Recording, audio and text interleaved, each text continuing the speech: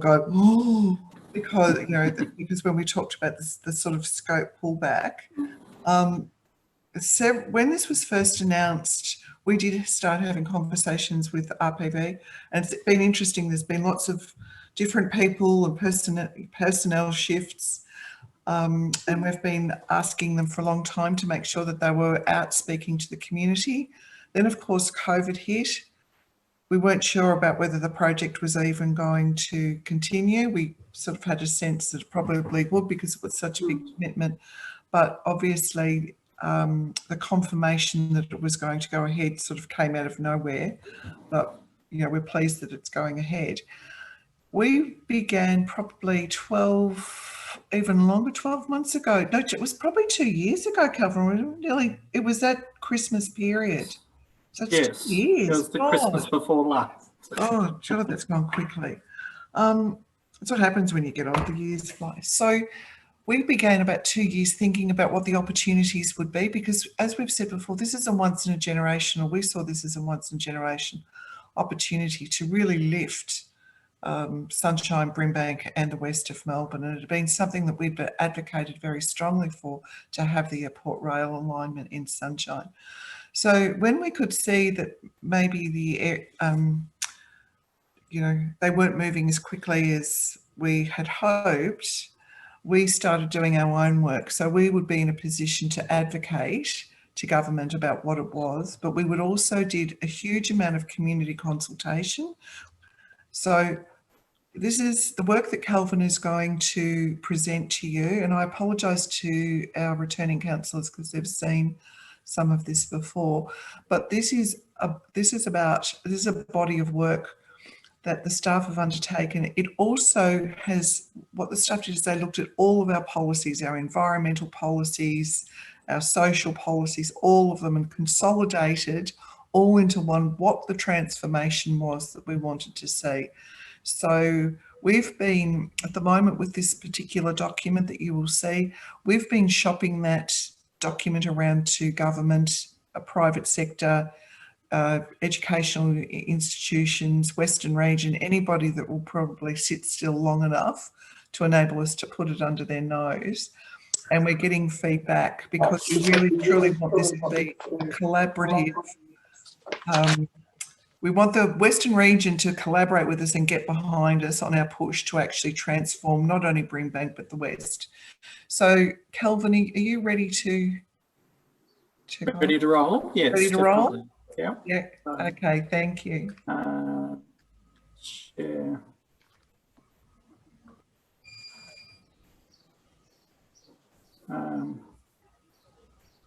So sorry, I have a new computer today, so I'm not. Can you see yes, the full, perfect. full slide presentation rather than the? Yeah. Excellent. And is my volume all right? You can hear me okay? Yep. Yep. Fantastic. Yeah, my mum can hear you too. Ah, sorry. I'll whisper. Joking. Yeah. Oh, good. So, I got a new computer, so I have to settle into it. So yeah, apologies if I'm yelling. Councillors, as Helen said, you know, the piece of work that we want to present to you tonight is the Transforming Brimbank, and this is a whole lot of work that we've done with the previous council, with the community, and we were really conscious that it's bridging into the new council as well. So there will be an opportunity in the new year for you to make some decisions around the vision that we have for the Transforming Brimbank. The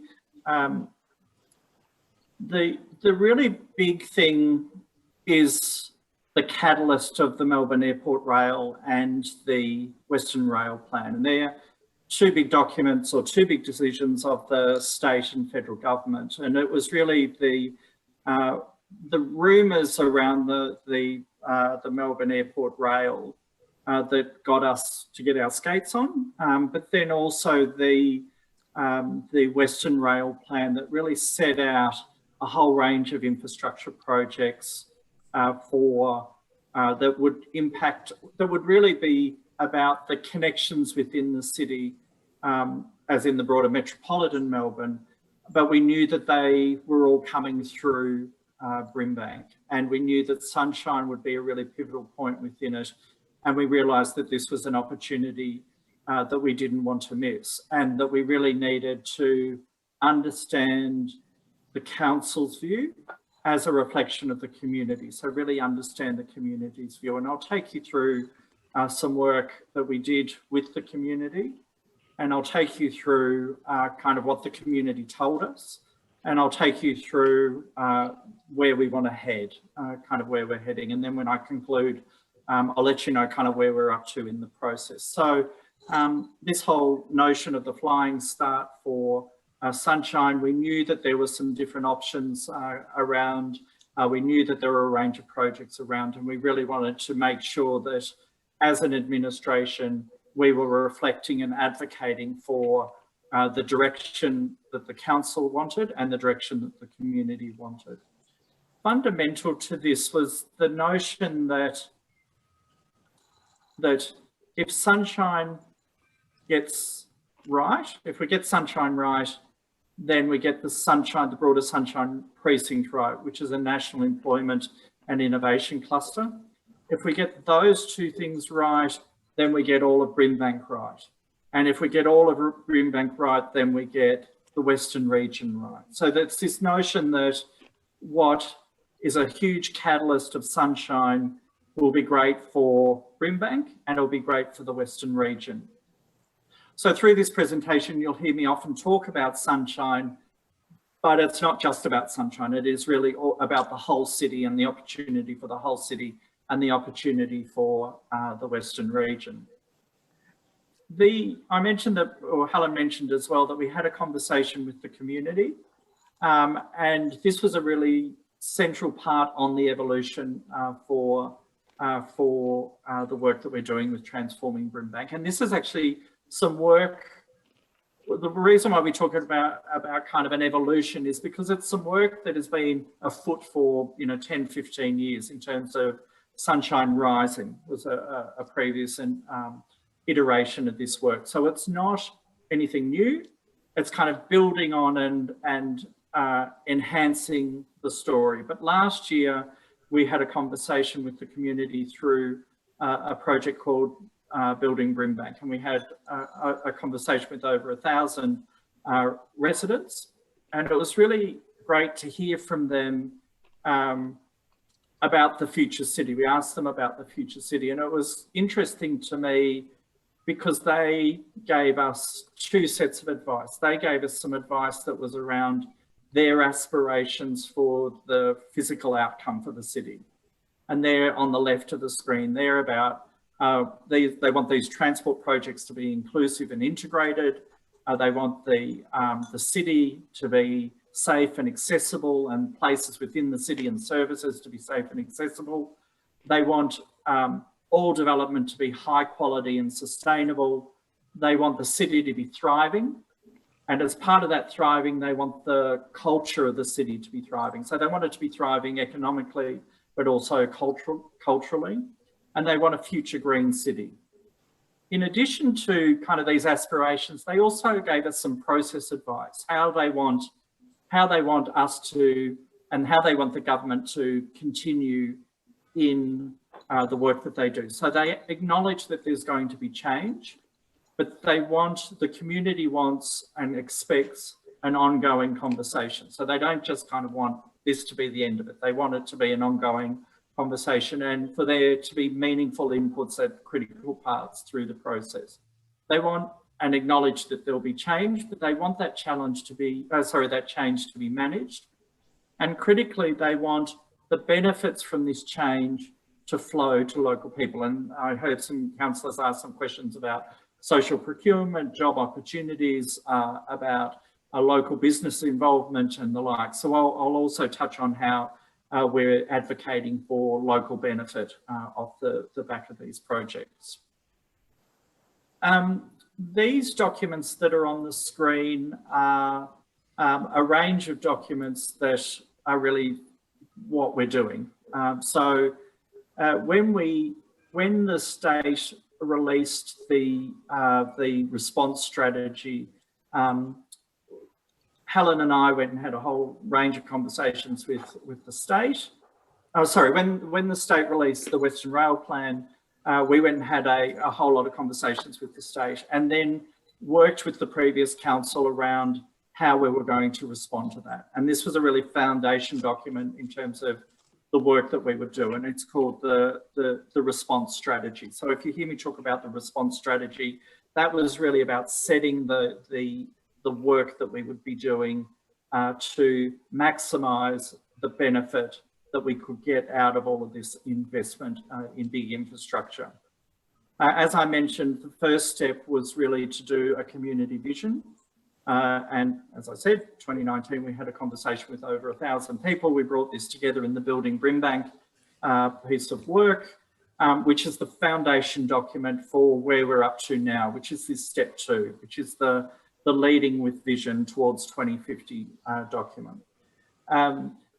This is, we're out, as Helen said, kind of shopping that around, meeting with whoever we'll meet with. We're asking for key stakeholder input as a way of making sure, kind of checking it with the key decision makers and those who will affect the change the most. And our intention is to bring back to you early in the new year what we're calling a framework and implementation strategy. So it's basically saying we've listened to the community, we've formulated a vision, a draft vision. We will speak to key stakeholders and make sure that we've got that right. And then we'll bring it back to you as the new council to confirm that, but also to put in place an implementation strategy and a way of delivering it. So that's a really fundamental thing in terms of, and I'll come back to that as a way of closing out the presentation. Just to give you a bit of an understanding of how we manage this within the organisation. So on the right there are the community aspirations out of Building Brimbank. We have, out of that response strategy, we have 171 actions that are dealt with across the organisation through specialised working groups. These working groups and integrated team are really drawing on expertise from across the organisation. So it's not just about the physical city, it's also about the social city, it's about economic development, it's about cultural change or cultural enhancement, it's about everything, the whole organisation. The executive has an oversight on this, and of course we have regular reporting to council. So councillors sit at the top in terms of providing us with guidance and direction around the alignment with this work. We sit kind of in the middle, and off to the left are key stakeholders who we've been talking to. We've heard about the airport, Victoria University, so they're anchor institutions and big institutions. There are key landholders, there are other institutions and clubs, there are community groups, a whole range of people. And it's important that we continue the discussion with them. And off to the right are kind of some of the agents of change. So you've heard tonight from Rail Projects Victoria. They mentioned the Department of Jobs, Precincts and Regions, who we're liaising with at a state level around the planning for the precinct. And then there are other agencies as well.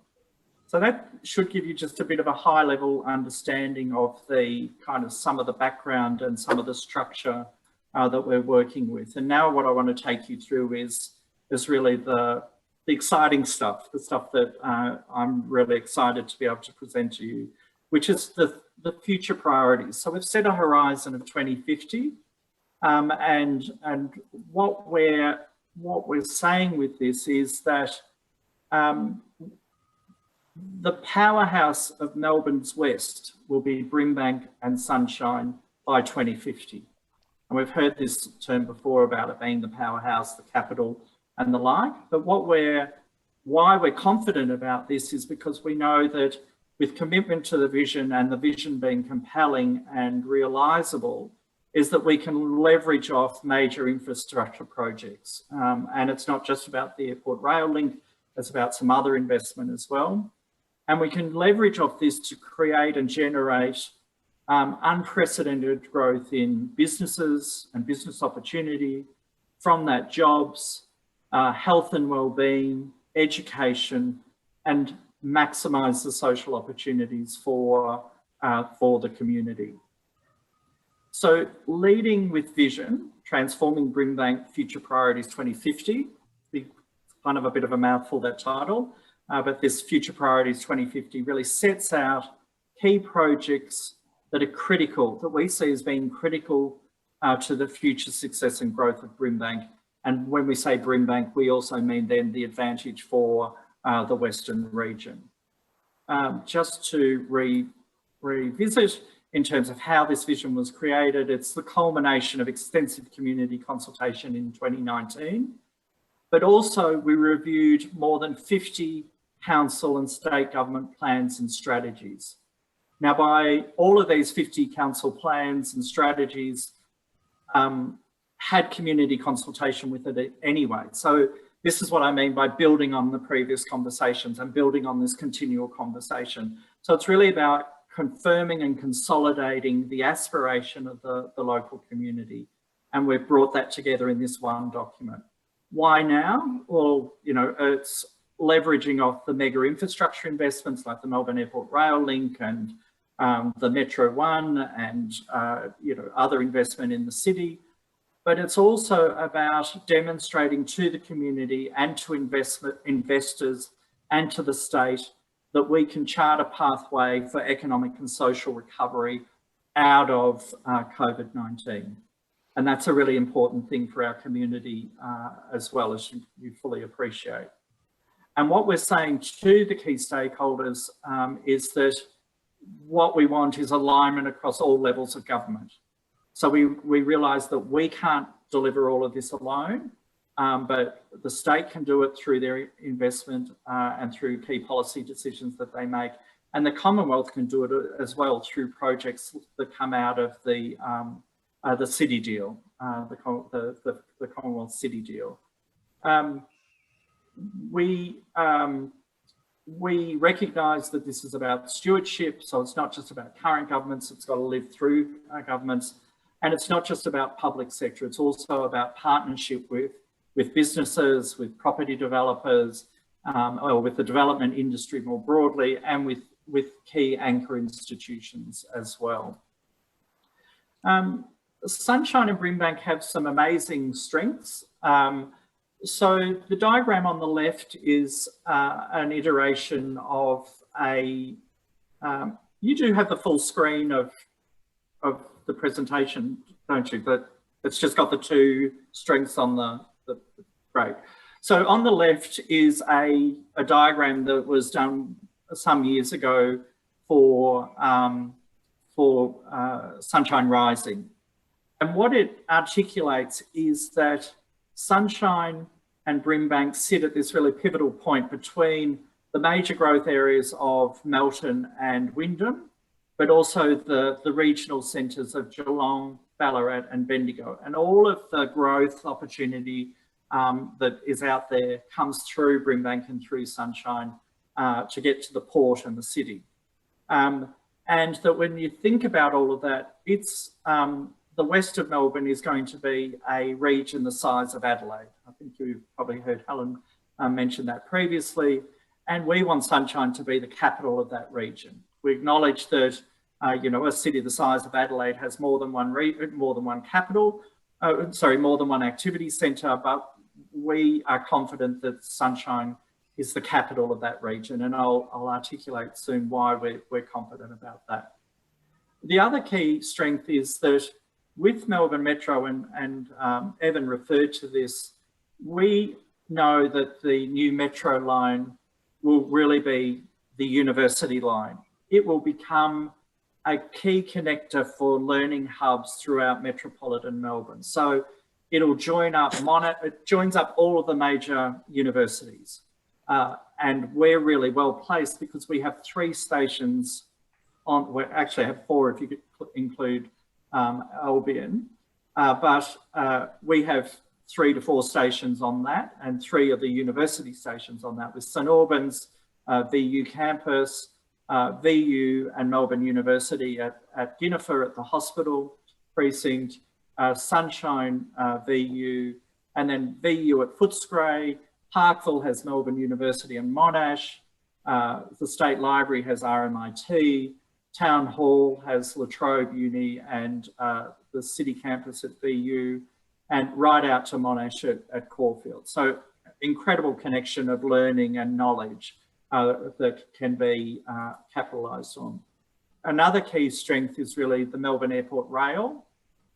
And often with airport rail links, there's this change in economy around the airport. And it's about Sunshine and Brimbank becoming, and in particular the Sunshine Priority Precinct, becoming an aerotropolis.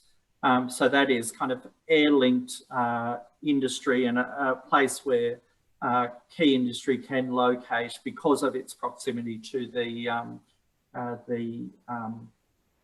city. I'm not sure whether councillors, I noticed Councillor Tarkos, you've raised your hand, whether you... I'll wait to the end. Okay, great, okay. The fourth strength is, which is linked to becoming a CBD. So in addition to the Melbourne Metro line and the airport rail link, Evan mentioned, and we know that the suburban rail loop will come through Sunshine as well. So this means that around 50% of metropolitan Melbourne's population will be within 45 minutes public transport connection to Sunshine. So Sunshine will become, once the airport rail link, the metro line and the suburban rail loop is online, it will become the best linked centre outside Melbourne CBD.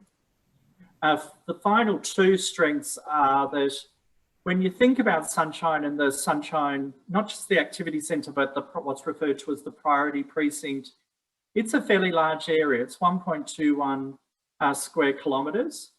And we've done some comparison with other centres, in particular, the Melbourne CBD. So the Hoddle grid is only 1.28 square kilometres. And when you think about all of the cultural, vibrant, economic activity that happens within the Hoddle grid, we've got space for that to happen. And we know that we've got the foundations for that to happen because there are a range of large underutilised development sites up along Ballarat Road, McIntyre Road, the Sunshine Marketplace owned by Vicinity and other sites around Sunshine.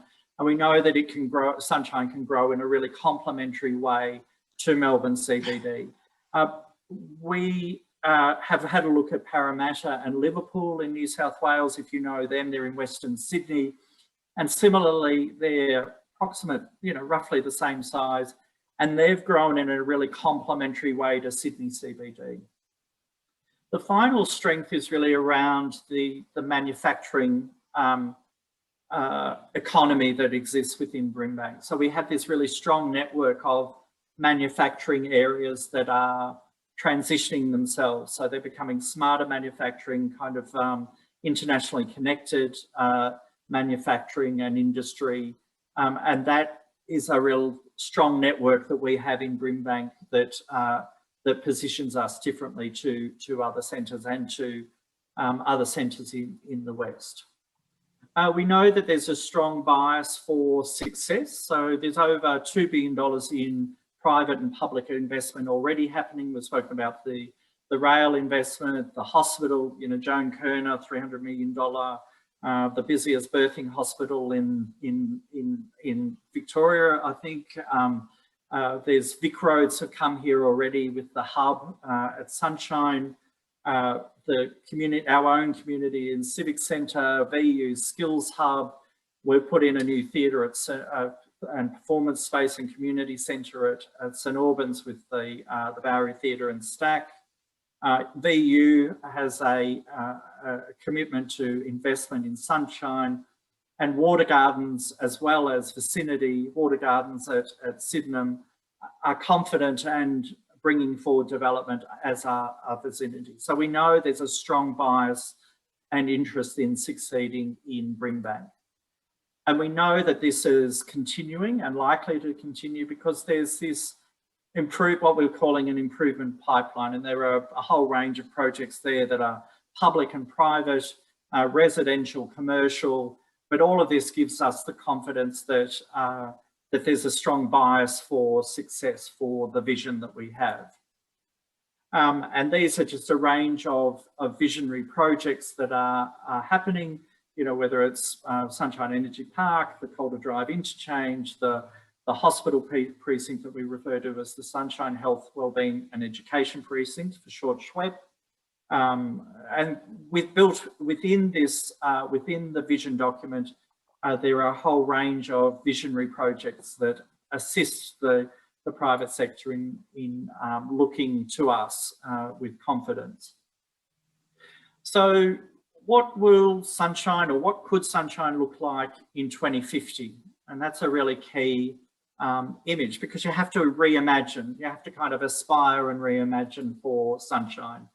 And there are 4 pillars that we've been told about by the community. I've mentioned the capital of Melbourne's West. So there's this strong desire for Sunshine to be the indisputable capital of the economic powerhouse that is Melbourne's West, at the heart of Brimbank and at the heart of the Western region, being the fastest growing region in Australia.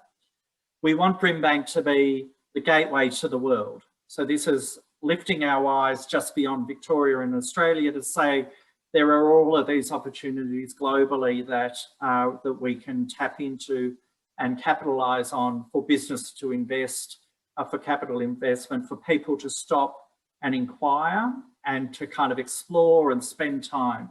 And that's not just about people coming into Australia through the airport, but also going out from Australia. So we want Sunshine and Brimbank to be a place where people get off the airport rail link or get off the metro stop and spend time.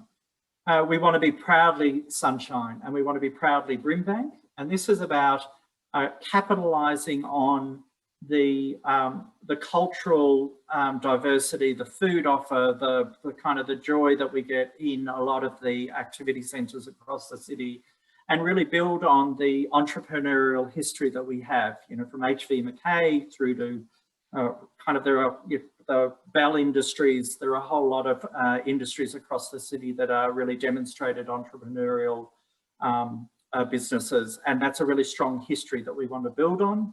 And it's also not just about industry, but also through arts, you know, exhibitions, the urban experience. And there's a strong aspiration around a future green city, about the balancing of economy with ecology. You know, this council is one of the first 3 or the 3rd council to lodge our climate emergency pledge with the government. We were one of the first to declare a climate emergency. And there is this really strong, and a lot of that aspiration came from the community. So we have this very strong aspiration about a future green city. I'll just take you quickly through kind of 15 key components or kind of measures of success that we see within the vision. And the first of that is that the Sunshine Precinct, so the National Employment and Innovation Precinct, which is the focus of the Department of Jobs precincts and region, will be developed as a sustainable, and resilient community. And that's not just about kind of environmental sustainability, it's about climate emergency resilience, it's about economic and social resilience as well. So that if and when there are future shocks like the pandemic that we've had this year, that the community is really resilient and has the opportunity to live through the ebbs and waves that comes with economic or environmental shocks.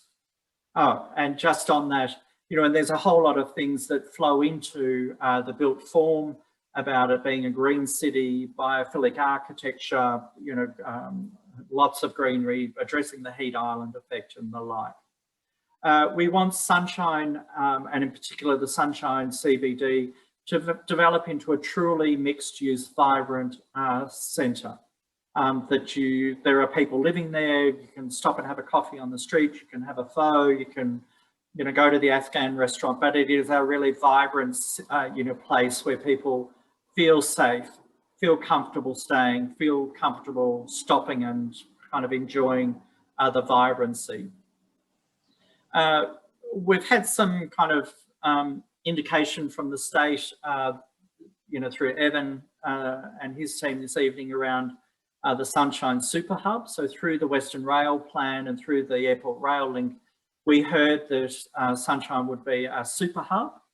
The conversation has shifted a little bit. We always understood, and we understand, that the ultimate development would be a station, a super hub the size of Spencer Street, Southern Cross. And we said that, well, if you're going to do that, it really needs to be an integrated development. Off the back of the regional rail some years ago, there is a sense that the city Sunshine is divided to east and west. And we've demonstrated through some work that we've done with international rail planners, railway planners who we've got on board, that it is possible to knit together the two sides of Sunshine and make it almost imperceptible that you kind of are crossing a railway platform. In many ways, like when you come down Collins Street, the way the buildings are built up against it, you kind of go over a bridge, but you don't really notice that you're crossing over a railway station. And as part of that, we know that there's opportunities to put in new buildings that knit together the urban fabric, knit together to the town centre. But these are opportunities to create value creation, what they call value creation, for people to come and live, for new offices to be created. And off the back of that, we're advocating for some of that uplift in value to be captured and reinvested in the city. The fourth one, in developing this world-class super hub, this Sunshine Super Hub, we want it to be a world-class interchange. You know, if you're on an airport rail anywhere in the world, there are these premium hubs where people come together, they get off, they spend a bit of time there. Why wait at the airport when you can wait at the, you know, at Sunshine? Why, you know, leave a little bit early in the morning, have lunch at Sunshine, see your friends in Sunshine, then go on to the airport. Or if you have a meeting in Melbourne, stay in Sunshine and just get the 10-minute train from the airport and into the city. You know, get the train the next morning into the city. So we want the super hub to be a world-class interchange. There are enormous opportunities to introduce light rail. You know, when you get off at Southern Cross, when you think about the size of the Melbourne CBD, when you get off at Southern Cross, you're not expected to walk to Parliament House. There's the tram. So what we're saying is there's a real opportunity here to join up, in addition to the train lines, a light rail network to connect up to connect up St Albans, the hospital, Sunshine, VU, and even further afield along Ballarat Road. So to connect up Sunshine Energy Park and the future aspiration there with VU and the changes around Albion that we're aspiring to, through to Footscray and the changes that we're seeing at Footscray, or to High Point as well. So there's this aspiration to bring in a light rail as a really key piece of infrastructure to assist with the transformation. I was a little bit surprised to hear what they said about the Albion station tonight, because we've heard previously that the Albion station would be rebuilt. And we see this as a real opportunity, not just about the railway station, but about the precinct around that railway station, that it could become a much more local kind of northern end to the Sunshine precinct, the Sunshine Activity Centre. And we're referring to this as the Albion Quarter. And we see this as fundamental to the transformation of that northern area. So there's the flour mills there, there's land there that could be turned into you know, 2 to 3 story buildings with really active restaurants and the like on the ground floor, you know, niche businesses on the upper, entrepreneurial businesses on the upper level and the like, pretty much like the Cremorne precinct. I don't know if any of you have been to the Cremorne precinct in Richmond recently, but that's really changed quite a lot. And we see a huge opportunity here, in particular around the heritage buildings, that are the flour mill. We've met with many of the landowners in that area, and they're very enthusiastic and aligned with our aspiration here. The Sunrise Quarter is anchored on the, so here on the right is a little diagram where we see the Sunrise Quarter. And it's really anchored on the university and a number of large footprint sites around McIntyre Road and Ballarat Road, the Bunnings site being one of them. You'll be familiar with some of the sites along McIntyre Road. And we're saying this could be the Sunrise Quarter, and RISE stands for Research, Innovation, Study and Enterprise. In Adelaide a number of years ago when Toyota moved out, those buildings were turned into an entrepreneurial innovation hub. And we certainly see the opportunity here for to partner with and leverage off the research and innovation at the university to create this Sunrise Quarter. We already have a very active magistrates court in the last budget, $29 million additional investment in that. And we see this as a really important early enabler and seed project for the Sunshine Precinct around government and law, creating a government law district. The seeds of this are here already. So Slater and Gordon in the Vic Roads building, Vic Roads are here. And we can see this as being something that can really be enhanced and developed. Hampshire Road, we've put a lot of investment into Hampshire Road and are continuing that investment with the upgrades.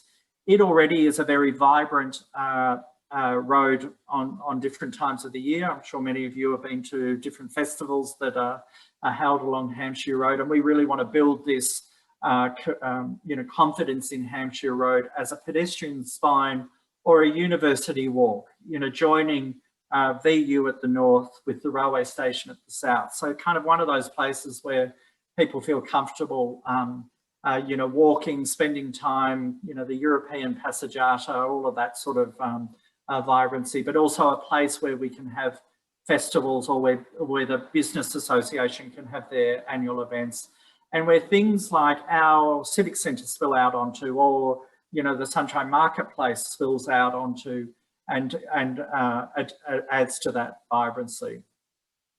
We see Sunshine and the Sunshine CBD being the civic heart of Brimbank, and part of this capital of the West. We've made major investments in our civic building. There's the Visi Hub, there's the Aquatic Centre, and we want to really capitalise on the Sunshine as the civic heart of Brimbank. Ballarat Road, I mentioned earlier, with the opportunity to put the light rail along. There are a whole range of privately owned development sites along there that have the capacity to get more vibrancy and more employment opportunity in there without having, detrimental impact on some of the cared for residential precincts and the like. So we see that there's a lot of opportunity to grow the Ballarat Road corridor as a real activity corridor. Sunshine Energy Park, I've spoken to you about kind of the downside of Sunshine Energy Park, but 10, 15, 20 years out from now, it has a really big upside. As part of the post-closure management, we've done some preliminary work, and we've spoken to you about some ongoing work that we're doing there about the opportunity and the concept planning around this to become the lungs of Melbourne's West. The Hyde Park, the Central Park, the Botanic Gardens and Faulkner Park all put together for Melbourne's West. And there's enough room there for it to accommodate some premium sports facilities and also some local and regional facilities as well. So it is a real opportunity that we're keen to capitalise on, and we'll be bringing you some work on that during the 2021 year as well, that Adrian and his team are working on. I'm sure you're familiar with the Sunshine Health and Wellbeing and Education Precinct. The Joan Kerner Hospital is gives us great confidence about the opportunity that is, and the confidence in that as a precinct. We know that there's ongoing investment in mental health facilities. There's private hospital investment going in. It's a training hospital as well. So we kind of know that there's whether it's nursing or pediatrics, and we think this can be enhanced through some of the global connections, in particular around biotech and pharmaceutical investment as well, in particular post-COVID. I mentioned to you earlier about the strength of the industrial and manufacturing economy that we already have here, and we want to grow that to be a state-leading industrial and manufacturing destination. And the land is already reserved. The land is already here and is well positioned across the city so that people can get to it and get from it as well. But also from a freight and logistics point of view, we're really well positioned in terms of maximising our relationship with the freight and logistics that occurs out of the airport land on our boundary. It's not, as I mentioned, it's not just about Sunshine. It is about the broader city as well. And we want to build on some of the local areas as well, whether it's Deer Park, Sydenham, and we're using St Albans as a bit of an example of how we can build on the culture of the local centres. So we know that St Albans has a really great food offer, fresh food offer, vibrancy in Vietnamese restaurants. Our stack is there, and the Bowery Theatre, and we know that there is interest in and land capability in uplifting for residential growth in the activity centre as well.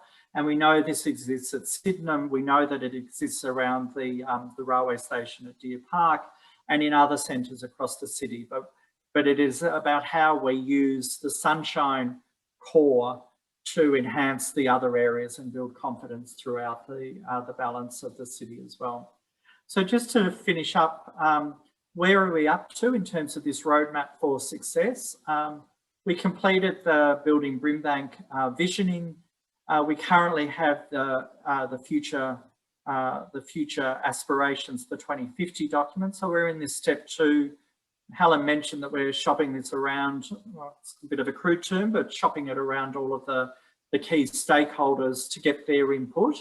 And that is so that early in 2021, what we'll do is bring back to this council the advice that we've received from all of the stakeholders off the back of what we heard from the community, so that we can confirm with this council the vision and embark on our ongoing implementation for the success of Sunshine and the transformation of Brimbank at the heart of Melbourne's West.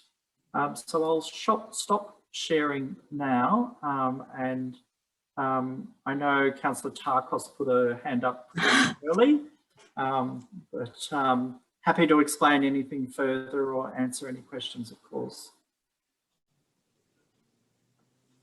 Helen's on mute, but Councillor Tarkos, did you want to lead on? Okay. I'd just like to thank you for that amazing presentation. It's just mind-blowing. And I remember last year when I said, we're going to be the Dubai of Victoria, people laughed at me and said, but just thinking big and looking at that picture that you've just painted, the potential for those precincts for me is so amazing. And I mean, even if you tap into one precinct, which for me I'm passionate about, is St Albans, I see so much potential when I walk around there now on what it can become, leveraging off what's going to happen in Sunshine. Because I know that last year we had that MOU with the Victoria University, and I think that not only has it got potential to become like, a food destination, but I think it also has got the potential to become an education, specialised education centre because of Victoria University, the access with the trains, the arts now, and also the food. So I guess my question to you, Kelvin, is where do we go, I guess, to try and, because with the MOU, I see that as the first kind of step with the university. and that they introduced some courses, which, you know, is it like, you know, the ones that they're saying are going to bring a lot more students to make it a more specialty university, like to really put VU on the map. So where do we go from an advocacy point of view to draw into that and work on that concept? Because for me, educating and keeping the knowledge base in here in Brimbank and not losing those people to other suburbs is so important to me. And developing, sorry. So, and I think that can happen at multiple levels. So, you know, when what we've been really conscious of is that breadth of education opportunity and breadth of employment opportunity for our community. You know, whether you want to be an immunologist, PhD, global leader, you know, and have strong ties to Melbourne University and Monash University and the like. But you can do that from, you know, the SHWEP, the health, or whether you, you know, you want to be a dental technician or a nurse, you know, or a nurse, you know, or whether you want to, you know, be an aeronautical engineer or work in food for airport industry food. What we've been really keen to do is make sure that in our discussions with the education providers, that there is that really strong breadth of opportunity as pathways for the local community, because we know that there is such a broad knowledge base and kind of a broad base that the community is coming off.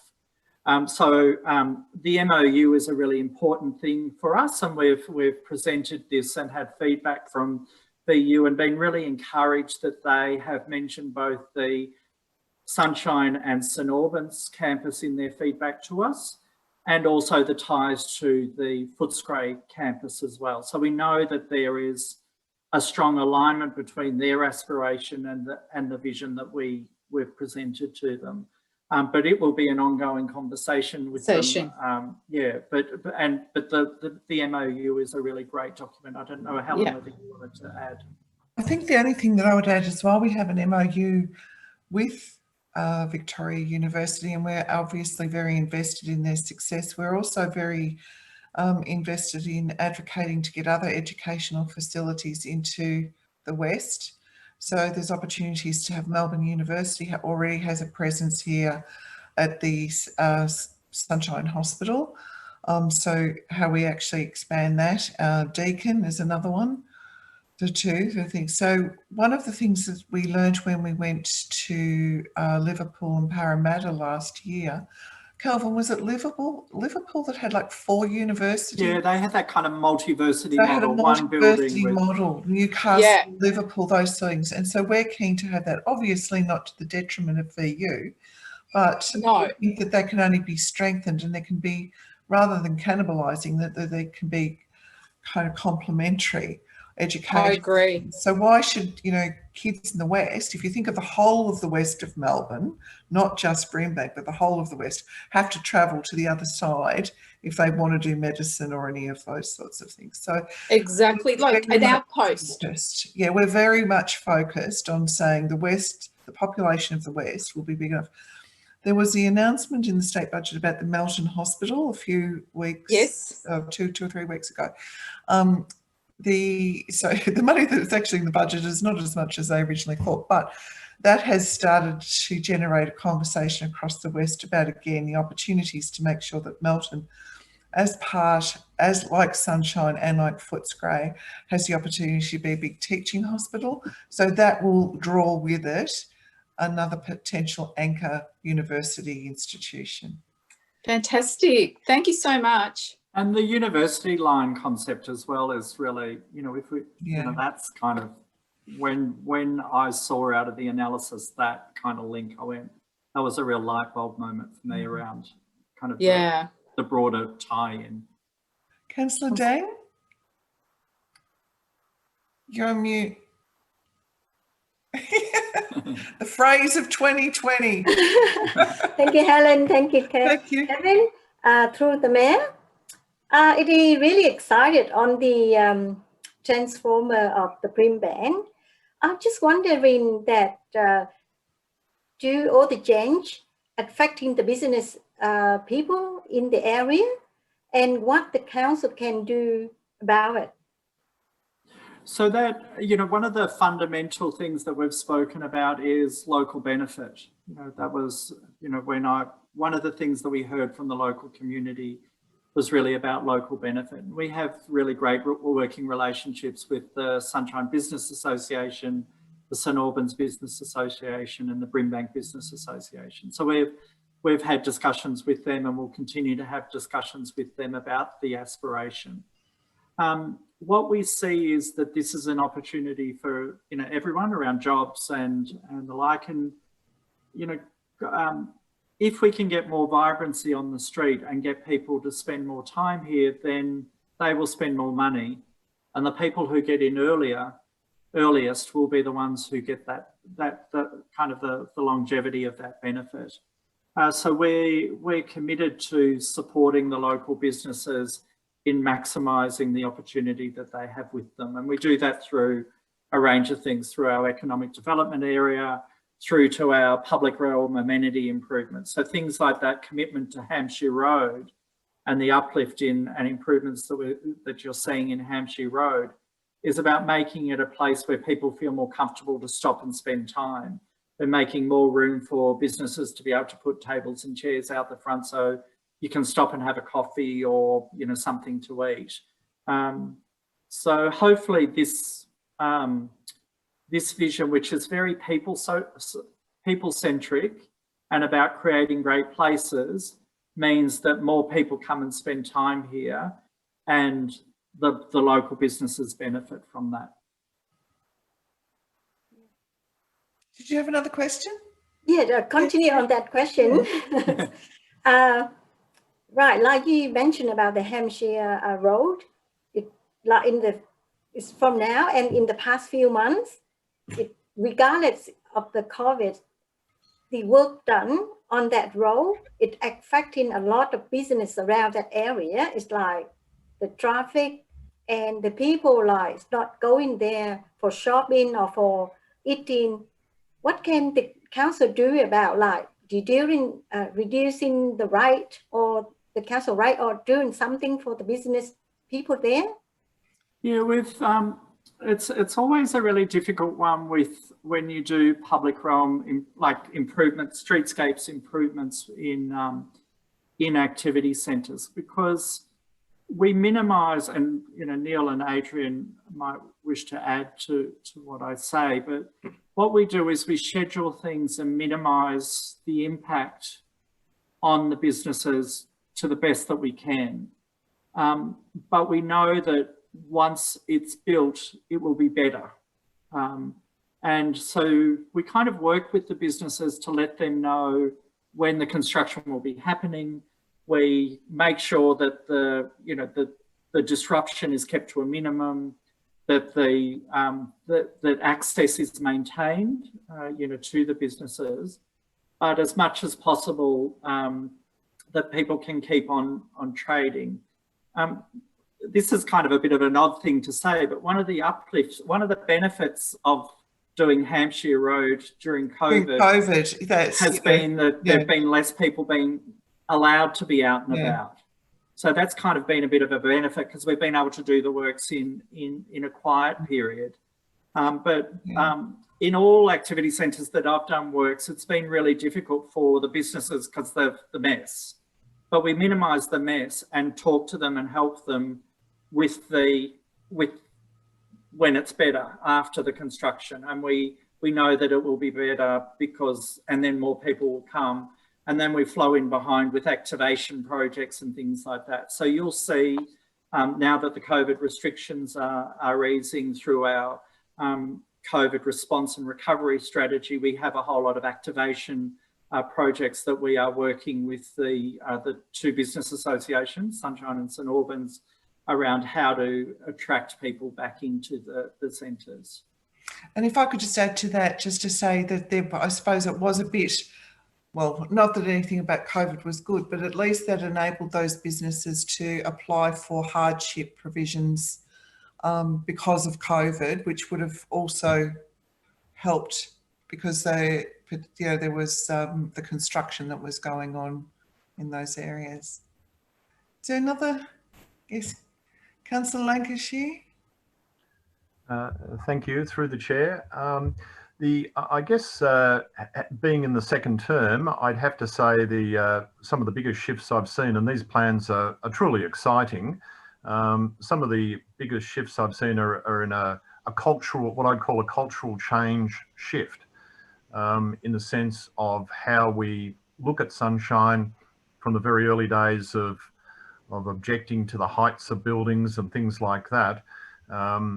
As a cultural change, we probably need to think more of, instead of setting a maximum height of buildings, more thinking along the lines of a minimum height of buildings.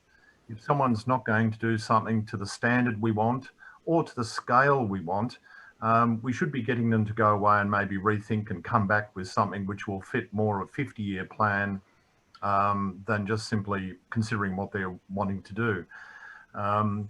In terms of the future, we need to make sure we're meshing with the logistics and transport of automated systems if we're talking about a 50-year plan. And certainly the design reflects that. A pedestrianisation of our commercial centres reflects with the idea that people will turn up in automated vehicles, get dropped off, and moving away from car parks to more pedestrian and drop-off zones. And I think the design really reflects that quite well. If not overtly, it certainly does in its visual context.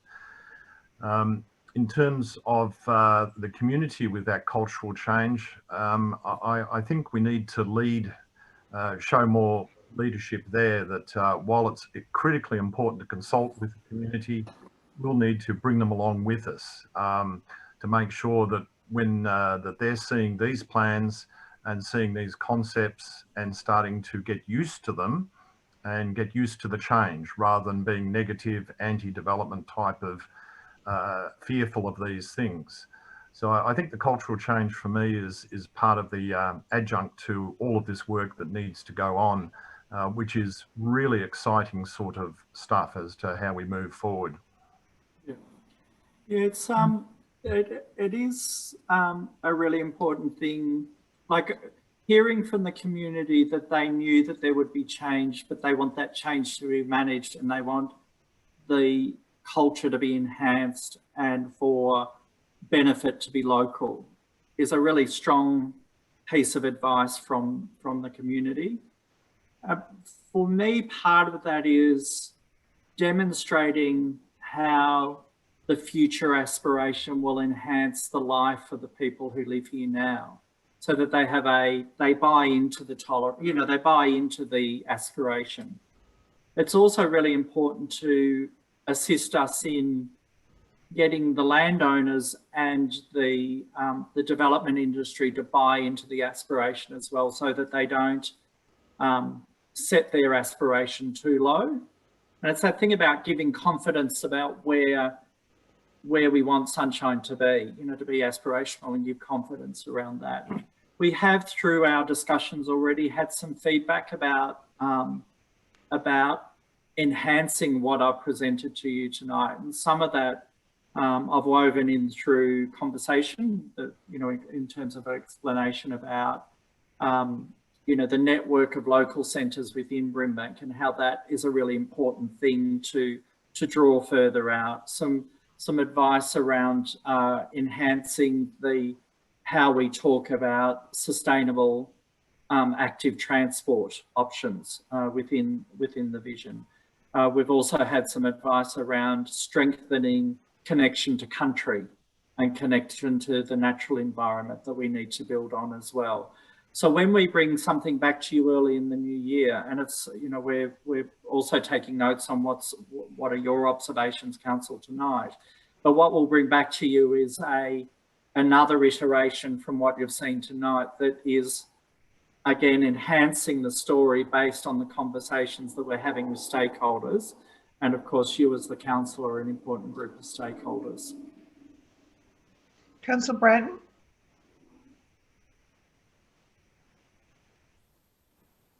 Yeah, it's really exciting. So two things. One is that environment was mentioned quite a bit, but I'd like to know how that's being folded in, because there's a big disconnect between the people who live here and no one knows anything about what Brimbank's wildlife or wild plants are.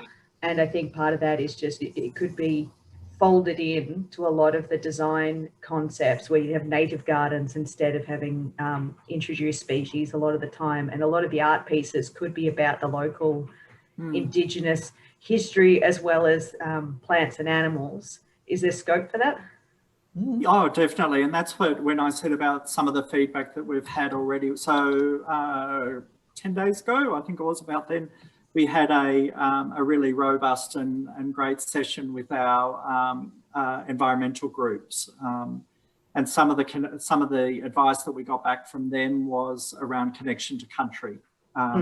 And around bringing out and making more presence, the opportunity around celebrating and enhancing the existing flora and fauna that is really special in the West. When we spoke to Wameda, some of the feedback that came from Wameda after we presented to them was around the connections to the river corridors. So how do we kind of have these river corridors and make that, you know, kind of lead in? So that first aspiration that I spoke to about kind of the sustainability and the green city, I think we can strengthen and show in a physical sense how we connect the urban with the natural and how we can bring the natural into the urban and enable people who live in the urban areas to connect out into the Karot Creek corridor or the Maribyrnong Valley corridor.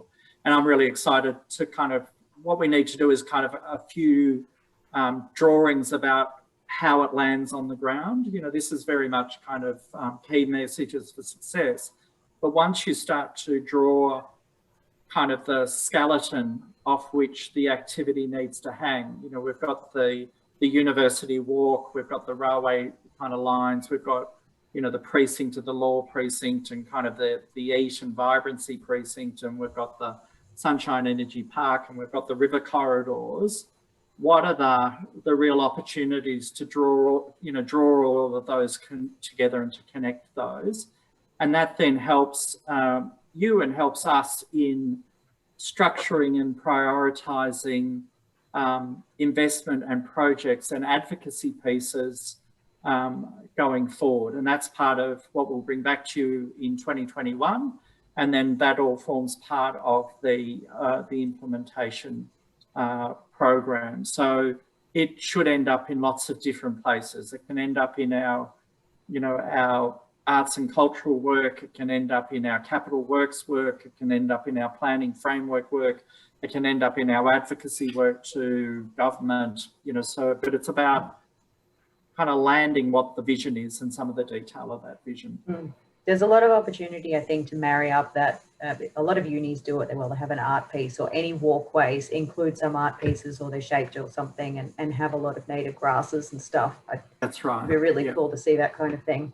And my other question was, so as Sunshine gets really awesome, there's going to be more awesome. It's already awesome. More awesome. Well, more expensive, I suppose, is more what I'm saying. Gentrification is going to be happening.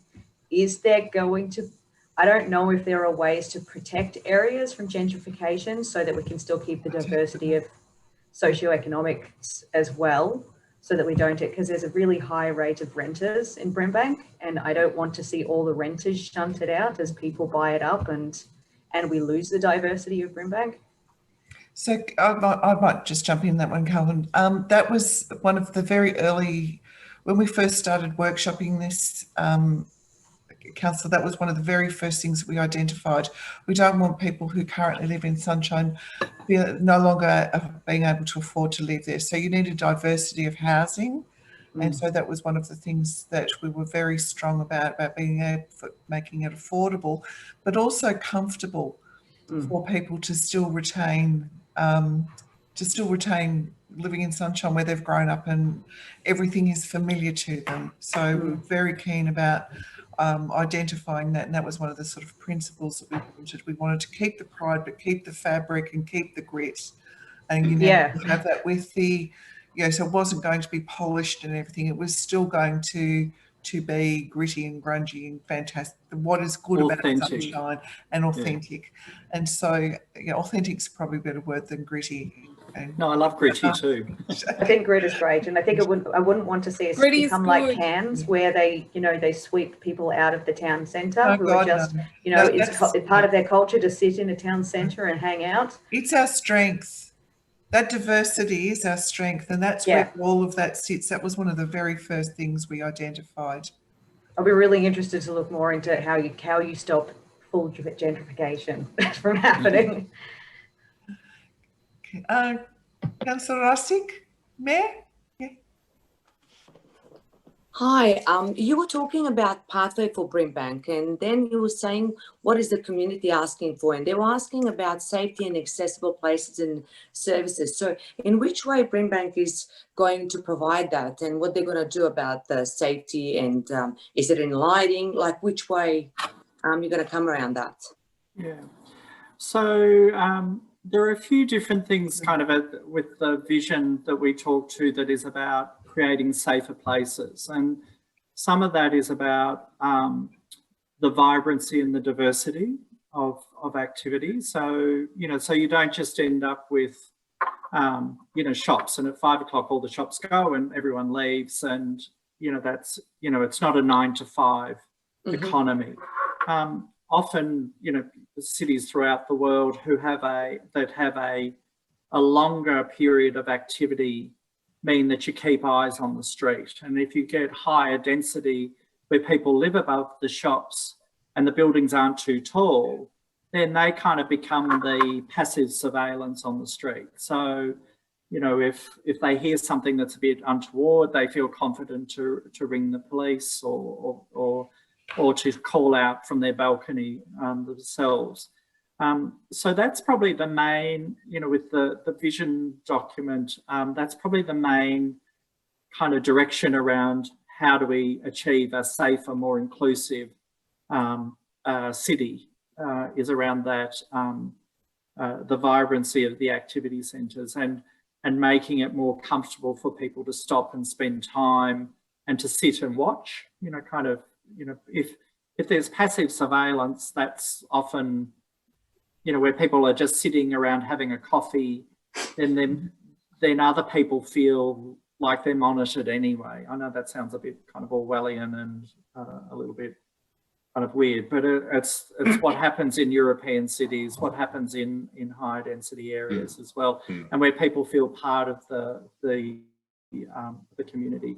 In terms of that connection, there's kind of connection to place. You know, people feel like it is their place, and that's part of the grittiness of the city, and, you know, kind of it's got their vibe and they don't feel like everyone's being pushed out, and that's what we want. But there's also kind of physical connections as well. I spoke about the light rail, you know, so you don't just have to rely on a car you know, and the heavy rail, or that there are bike paths that are joined up. There are walking paths, so it feels safer to walk in. There's not the big railway. It doesn't feel like there's the big railway line running through the centre, so you don't feel like you're kind of on one side of the railway line and not on the other. So there are a whole lot of things that we will need to work through to 2050. You know, we won't, it's not, this isn't a 4-year, unfortunately, I'm sorry. We won't kind of deliver this in June just before the next election, but, you know, this is why we've been really careful about saying this is a long-term aspiration, a long-term vision, and it's about putting the boat or the ship on the course for that vision, and acknowledge that it might shift kind of a little bit here, or it might slow down a bit, or it might speed up again. And it's about having that fortitude through economic cycles and kind of through political cycles and all the rest. But hopefully it's a compelling vision around safety and connection in particular. So there's a couple of hands that have gone up. So Councillor Bork, you've been waiting, then Councillor David, and then back to Councillor Lancashire. So thanks. Thank and you. then I go to Councillor. Yeah. What a vision, Kelvin and everyone. It always brings us more than a smile on my face. My question is very specific, and it was a segue from what the first question that Councillor Takos raised with regards to Victoria University. Has Council been informed about further developments at the St. Albans campus? Because I noticed that some of the portables are being pulled down. Helen, I haven't had any specific development discussions with them. No, they haven't confirmed anything. No, okay. No, they haven't confirmed anything. I know they had a couple of things they were thinking about, but as yet, I haven't. But in the letter they wrote to us in response to this piece of work, they did refer to, I'm just trying to think of the exact words that they used in it, but they certainly mentioned a commitment to the St. Albans campus. Campus, Looking very much forward to that. Thank you. Yes. Among other things, of course. Councillor David? Thank you, Madam CEO. And I was watching Kelvin having his last drink there. He just finished his glass of water. Extremely good presentation, Kelvin, and indeed, to me, in a nutshell, I call this a gift from God. I joined council first time around, trying to connect the city again, and this is what's happening. To me, it's a miracle, and I hope that God gives me the time to see that all happen. Then the other thing is just I think most of the councillors mentioned the same thing, is to do with look, our unemployment, youth unemployment in the city is a huge thing, a problem. And I just wonder if the authorities allow the city to perhaps advertise or perhaps encourage apprenticeship for our city, youth from our city, especially from our city. So I'm very conscious of the time, but there's a whole other presentation that we will come back to you around the partnerships that we want to actually form to make sure that our kids get those jobs. Yeah. And so that starts now. And I recall that we did talk to you about some models that have existed in other parts of the country where the council and the educational facilities were very involved with the construction companies, and they had a pathway for these kids that had, a long time unemployed, right through to kids where there was intergenerational unemployment. But that's probably a presentation for another night, because there's so much in it, and we still need to work through it. So definitely, that was, of all of the things that it kind of excited us, that was one of the things that we really wanted to make sure that the benefit was our community. Thank you. Thank you. Councillor Lancashire. Thank you, through the chair.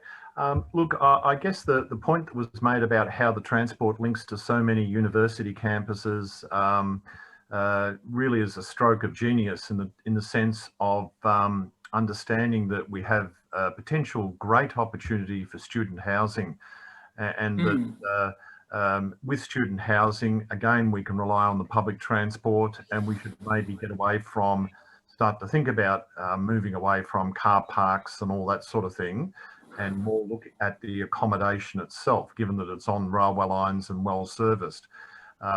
Also culturally, that sort of level of affordable housing for students and others, I think is really, again, very important for Sunshine, and bringing with the affordable housing, student housing, can also bring a bit of culture and bohemian aspect to Sunshine, which could be really quite exciting. So there's some things you've picked up on, Kelvin, that I think really, if you join the dots up, look fairly exciting for all of us in terms of where we could be taking Sunshine and St. Albans and places like that in the future.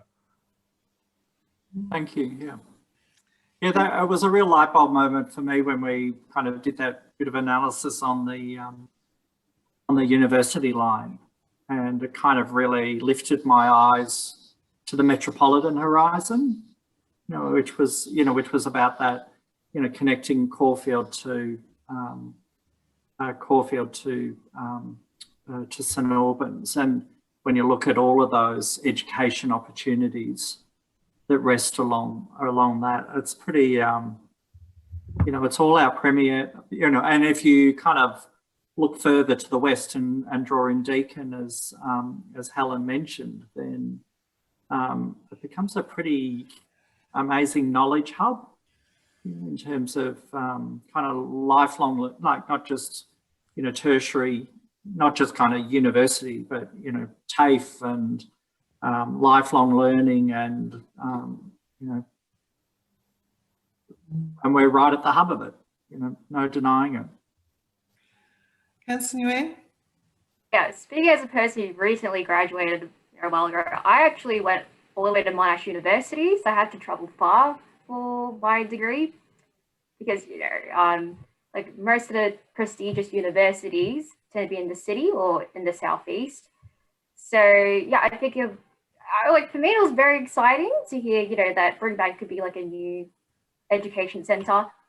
But I'm really happy to hear the other councillors also shared my sentiment that it's super important that we need to, support the people living in the area to lift with Brimbank. So, having affordable housing, making sure the cost of living is still sustainable for everyone who lives here. So, yeah, and I guess in terms of how we develop the city, I think with COVID, we've seen that,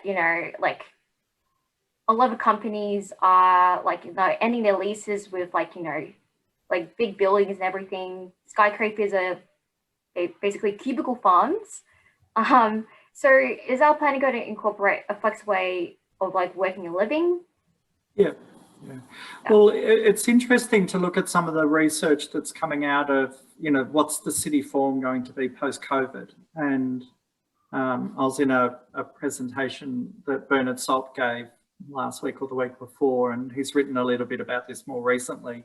But traditionally, kind of the city was like an egg, with the yolk, the creamy yolk in the middle, and the white kind of fried egg being where people people commuted in. But post-COVID, it looks like there'll be, and we're seeing it already, kind of a move to local and a move to the 20s. People are now realising that we can do what we're doing tonight, be in different homes in different parts of the city and still be engaged in work and practice and lively discussions, doesn't matter where you live. And so it'll be interesting to see how that pans out in terms of living and working locally. You kind of, you live in, the Foundry building in Sunshine, and you kind of go into the library, or you might use our iHarvest space on a day where you need to do a little conference or, that sort of thing. And you kind of hang out more locally, but you connect globally through technology. And if people are still nervous about being in big office spaces or, the commute on public transport, then we might see this and I think people are realising that through the, just spending more time in your local neighbourhood. You kind of feel more connected to, a lot of the research is pointing to what we'll see as the city develop more as centres kind of around the Melbourne CBD. And Sunshine will be one, and St Albans will be one, and Sydenham will be one, and Deer Park will be one, and it's but that's because people will need more out of their local centres. Oh, sorry, you did mention about sorry, got me on a roll, about the education and the connection between work and study. There's that. Education isn't just, I'm probably telling you what you already know, councillors, but there's a really strong shift between pure education and kind of that education and work and kind of education in practice. And, you know, we're seeing that with some of the biotech, we're seeing that with some of the manufacturing, we're seeing that with freight and logistics, we're seeing that with aeronautical. And being part of this university line and, you know, kind of being able to, the community feed into the university line and have this kind of scope of everything from higher ed to you know, TAFE and, you know, more career-based education, then again, I think our vision is really well positioned to enable our community to maximise those opportunities. So, thank you. I know that was a lot, but we just thought it was important to introduce you to the work that had been done to support the infrastructure that we're going to get. Councillors, we're going to do a bit more work on what we mentioned before was a bit of a surprise to us with the scope reduction around Albion. So we'll do some work internally and then obviously come back to you about what that means. Thank you. I know we've had you 3 nights this week, so you're probably sick of the sight of us. So we'll let you go and have a lovely weekend and we'll see you next week.